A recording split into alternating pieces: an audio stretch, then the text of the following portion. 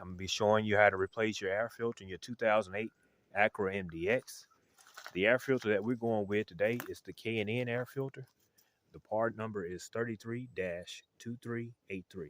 All right, let's get started. All right, the tool that you're going to need for this job is a Phillips head screwdriver. But what I'm going to be using is an impact with an extension with a Phillips bit. The reason why this air cleaner intake box has 4 Phillips screws.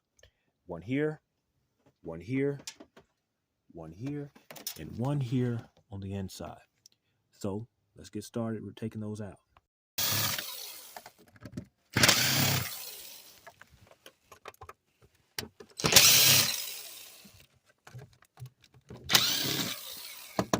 All right.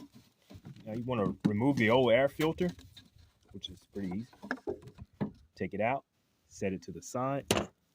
You want to take your new air cleaner, air filter, and you want to set it in,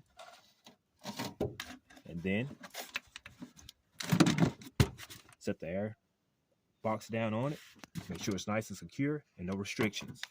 Then you want to fasten it back up.